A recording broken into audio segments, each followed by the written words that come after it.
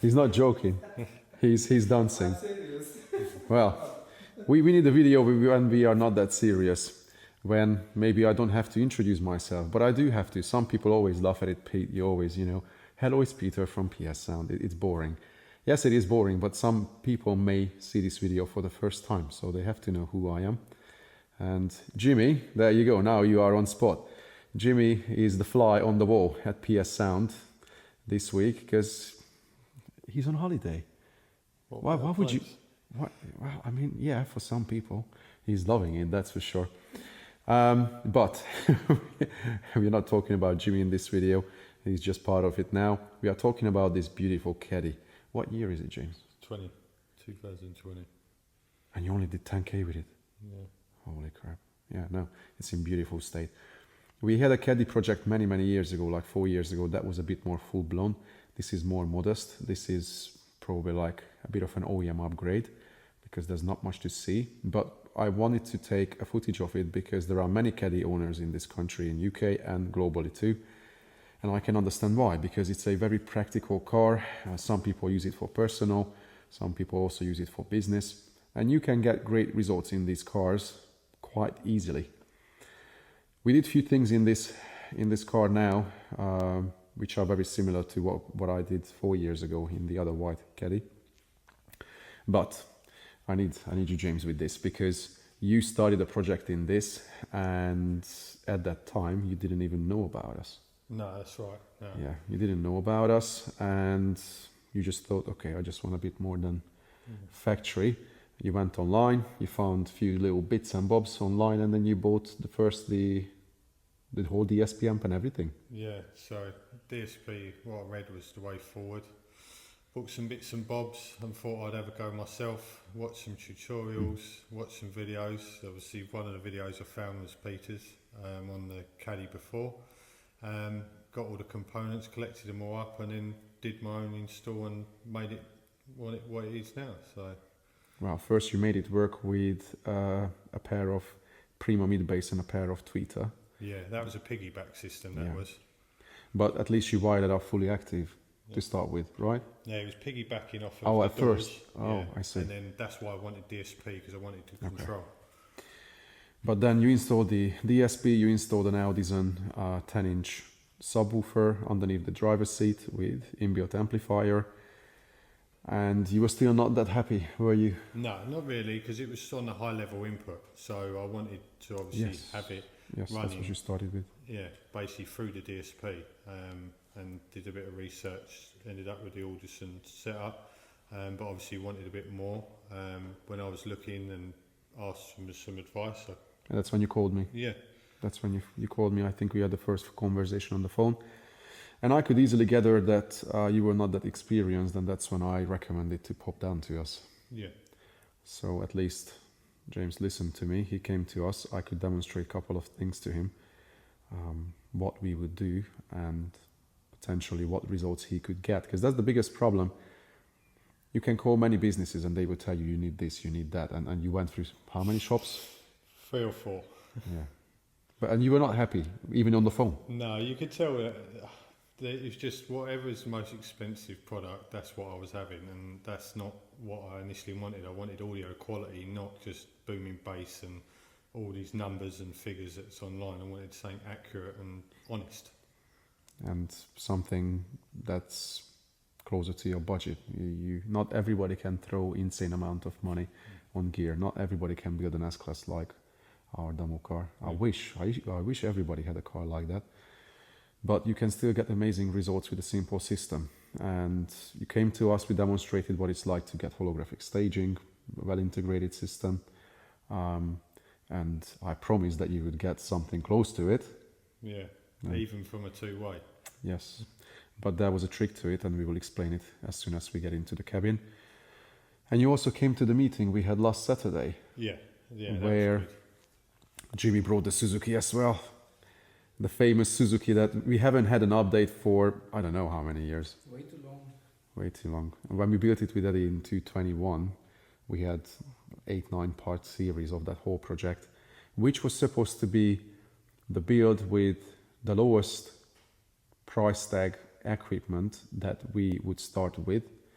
It was 2.4k pounds for an H&O DSP amp running three-way plus a sub, three-way front end and a subwoofer, all in all 2.4k. Of course you can go lower than that, but I would not go that low, because then at some point, yes, equipment makes a big difference, and then if you go very cheap, you will be able to tell. And if you go very expensive, of course, at some point, expensive gear will show the difference. That's a different story. We're not going there, because this video is about getting amazing results from modest price tags. All right, I may go to the, if you can please open the passenger door, then I come to here. And then we can have a look at what's been done here. Unfortunately, you won't see the subwoofer, which is underneath the driver's seat. It's a 10-inch Audison, what is it, the Prima 10? Yeah, yeah. With an inbuilt amplifier, and on that side we have the Audison 8.14 latest DSP amplifier, and I gotta say it does a better job than the previous models like the 8.9. That was, oof, I don't wanna use adjectives, like, no, that wasn't great. This is okay, I can work with this. It's still not amazing. We would definitely use something else, but James has already bought that by the time he came to us, and I said, okay, we can do magic with it. I will, and it happened today. So at least finally the DSP has a couple of features which are really necessary to tune a car well, because the previous 8.9 was horrendous.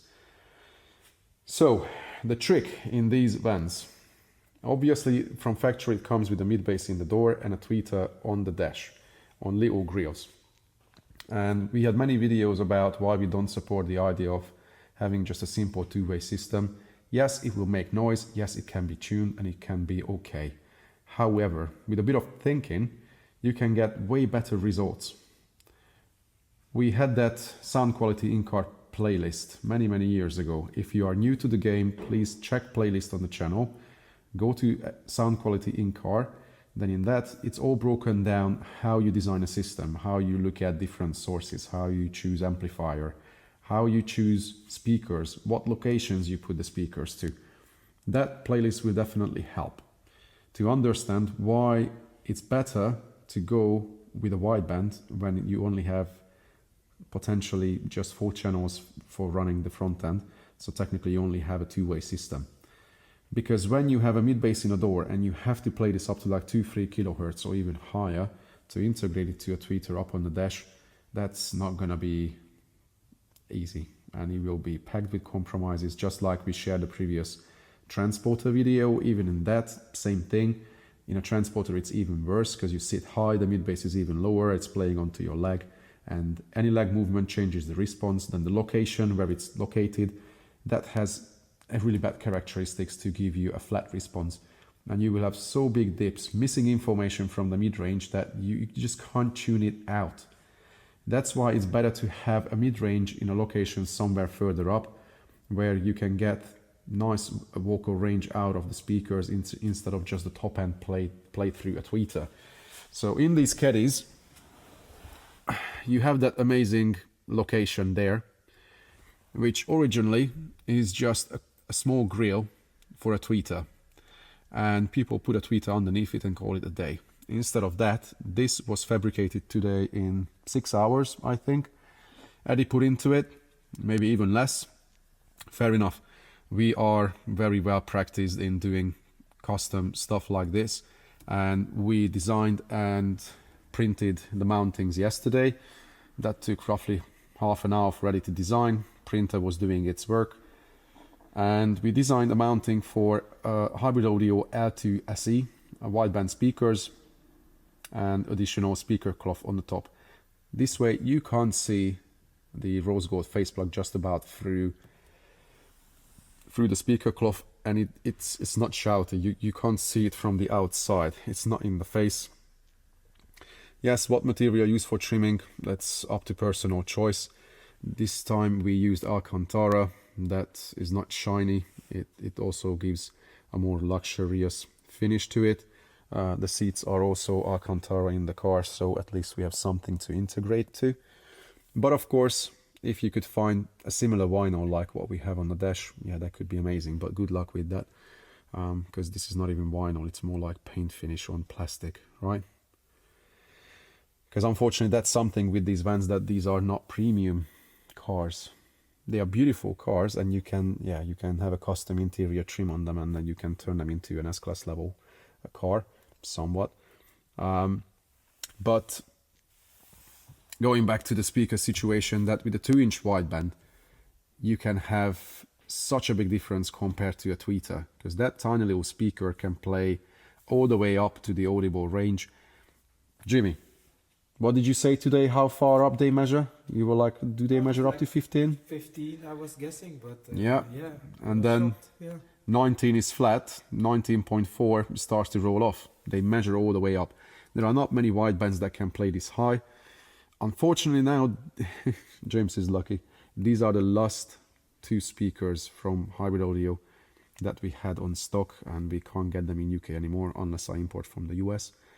These were definitely the favorite little wideband speakers from this brand. For me, I love these for this purpose. You could get so great result with them running just 2-way, or we use these for rear field as well, and they always perform so great. They just sound great. They had the Unity 2. That's what we had in the previous Caddy. That was much cheaper. That was less than half price. Even these are not crazy money. These are like $450. Well, I mean, when we had distribution of these speakers in UK. Now, if it has to be imported from the US, yeah, good question. But Brax GR2 is also an amazing speaker that could be fitted in this location in the Caddy. That would work just as fine. It's a bit more expensive, but because there's nothing else on the market really, I think it's worth it, because it does a way better result than putting a tweeter in. Even if it's an expensive tweeter. Yeah, probably some of the shops wanting to sell you Audison Tase's tweeter, I guess. Yeah. Yeah. Plenty of different variations, all astronomical money. And just having just a tweeter and a mid bass in the door wouldn't have worked. Okay, it's fair to mention that we did an extensive soundproofing today on the door on the top of what James did. You started it, you did something, but there was way more to it than that was needed. Because one thing I mentioned, let's go wide. So one thing I mentioned regarding the doors to James as well, that many people fall into the trap thinking that if you use just deadening, it's going to soundproof the door. Because people keep using this word soundproofing and then showing pictures of deadening, but they miss the message that, you know, soundproofing a door doesn't only, you know, get done by just putting deadening sheets on the sheet metal or on the door card. That's just one part of the picture. That's where we have several videos, especially when we did the cheap sound quality car, the Suzuki, where we showed how to deaden the car and how to soundproof it in addition. Because deadening doesn't absorb noise. It just deadens the sheet metal that's like on these doors. It's a huge sheet metal on the outside, on the inside. And because it's thin, it was built for a different purpose. It wasn't built for a mid-bass driver that's going to kick the shit out of you. It was built for mainly, you know, make it safe enough and light enough so we don't add more weight to the car and it's not going to have more fuel consumption. That's how the manufacturer looks at it. They don't look at building a door from an audiophile perspective. And that's where I really don't like the idea of putting a mid-bass in a door. But of course, if you have no other option, you have to, and you have to do your best to soundproof it and to make it more functional for audiophile purposes. So in order to block the noise that comes in through the door, deadening is not enough. That doesn't absorb and doesn't block anything. Of course, if you layer it up, if you add 4 or 5 layers, yes, at some point thickness is going to do something. But instead of doing that, 1 layer of deadening on the outer skin is perfectly fine, but then you have to add something that blocks the noise. Mass-loaded vinyl is the best thing, but you can't hang it on vertical surfaces easily, and it's super heavy too. But now we have products from Comfortmat. This is a new brand many people don't know of, and this is the part when I will put pictures in, and people will have to see what it is.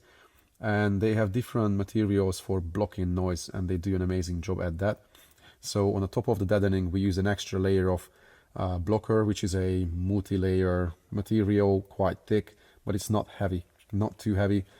and it's easy to apply, and then that goes to the outer skin. Then on the inner skin, we also added a full layer of a thicker material. It's like 3 mil from them, deadening material, because for the speaker, actually where you should do the most amount of deadening is the inner skin of the door, because the speaker is mounted to that surface, and that's the baffle. So that has to be stronger than the outer skin. The speaker is not mounted to the outer skin, it's mounted to the inner skin. That's where people go wrong. They don't put enough deadening on the inner skin. And they're like, well, it's still flexing hell of a lot. Guess why? Because the speaker is mounted to that. So do as good deadening job to the inner skin as possible, then you will get better, tighter bass. And we represented that today, I think, pretty well. Yeah, I definitely That agree with that. you came to the meeting and you heard cars with mid-bass installation, which, yes, was crazy. Like the Suzuki with True IB, or some cars with sealed enclosures. And of course, they perform better. But I'm not saying that doors cannot perform good, but they can't perform excellent. That's why you want to follow the steps, the right steps, and do the right thing. And there you go, Jimmy brought a blocker. There you go. This is the part of advertising. So this is a multi-layer stuff. Yeah, this is one of the products. This is the block shot. This is what we use in this one, but we have even crazier blockers. So that went to the outer skin to block the noise going out from the mid bass, so it's not heard outside that much, and also the road noise doesn't come in that much. And then on the top of that, what James didn't realize, that adding deadening to the door card is not enough. Not enough at all, because actually you still get all the buzzes and all the rattles, especially in a car like this, because these doors, as I mentioned, they are not quite designed for premium finish, and the plastic is quite hard, and oh yeah, it can buzz. Even today, I did one of the door cards, I did the other door card, and he paid a bit more attention to tiny little things, and it showed. One door card that he didn't have that much buzzes. The other door card I did, I have to admit, it had more buzzes. And then, Pete, did you do that? Did you look at, like, there you go, I'm giving now pro tips away. So even here, when the door card meets this trim, I didn't think that it would buzz. Oh, bloody hell, it was. It was crazy. It was so crazy that it was so distracting. I straight away listened to 2-3 songs. I'm like, okay, we gotta take this door card off. And that's when I thought that maybe I didn't pay attention to that. So over there, you can just see a bit of felt now, just on the edge. I try to keep it as much down as possible, but you have to cover the edge of the door card and isolate it with something soft. So Comfortmat also sells a product called Anti-Creak. It's like a felt with adhesive back, and you can pull it over the edges everywhere. We did that all over the door card. Even you can't see it there because we no, just about. But we have that soft felt all around. Maybe you can see just a bit. So we have that all around to make sure that the plastic door card doesn't touch any hard surface. And now, after we readdressed it, took it off one more time at the end, instead of just letting the car go out and then call it a day, instead of shutting the shop at 6, and now there you go, it's 10 to 8 again. Jimmy, it's all your fault. Ever since you've been here, I had so long days. I'm sorry. It's your fault. I'm sorry. There you go. Jimmy is bringing the Anti-Creak stuff. So it's literally like felt. It's almost like cloth tape with self-adhesive back. It's thicker than cloth tape, like F3M tape. Probably like 3 times thicker. And yeah, just that's it. But you can also use self-adhesive back carpet or anything, but this is just easy to apply. It comes in a roll. One of these rolls probably does 2 door cards, probably. And you could even cut it in half where you just need a thin one. And that does the trick. Just little things like that can make a massive difference to the listening experience. So yeah, I just wanted to show this little project with you guys because it doesn't take much to make a system excellent in these vans. And we literally turned this around in one day on the top of what James did. How much you spent a week, you said? Yeah. But was it like every day 8 hours or? I'd What do you say reckon? yeah, it was definitely a decent amount of time each day, probably 5 days, 8 hours into the night, probably. Okay, yeah, pulling the power in, doing the doors, you deadened them, you mounted speakers first. We changed the mid-bass drivers to STEG that we showed earlier in the video and pictures. Because first you had the Prima, and yeah, it's okay, but not as good. It's nothing compared. Yeah, now it kicks properly. And these STEGs are not that expensive either. So yeah, between me and Eddie, and yeah, James did a bit of work today. He was probably a bit surprised when we were like, come on, do you want to do something? You go to your shop and they don't ask you to work, but hey, you put work into this car yourself, and that makes you feel even more proud, doesn't it? Yeah. Because, you know, it's your creation just as much as now we added something to it. We added the, how to put it? Fitness. Yeah, let's call it that. I don't want to word it wrong. But of course, you know, we do what we do. We turn cars around and make them more competition level. Yes, some people could call the systems they see from us competition level, because yes, you sit into this car now and everything is right on the top of the dash. Everything is believable. You see the whole band holographically in front of you. Yes, the sub is underneath you. That can be distracting sometimes, but we covered this with James, and you like it. You love it. Just like Darren in the transporter van we shared the other day. Some people love to feel it, and then actually maybe it's better this way, because then you don't need such a big subwoofer, because you feel it straight away and you think that actually you have bigger bass than what you hear, because you feel it. Yeah. Maybe people should start investing in bass shakers. I have in the Honda. It's amazing. Yeah. It shakes the shit out of you. Women love it. Some. But that's a different story for a different day. So there you go. We will pull a line here because we want to go home. It's high time to go home. But I wanted to just cover this for the Caddy owners. They can see... Oh, one thing we didn't mention. Oh, sorry. Source.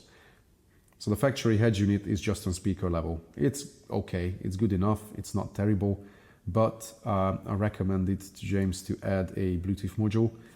And you can buy a separate Bluetooth module from Audison as well. You bought the Beacon. Yeah, that's it. Right?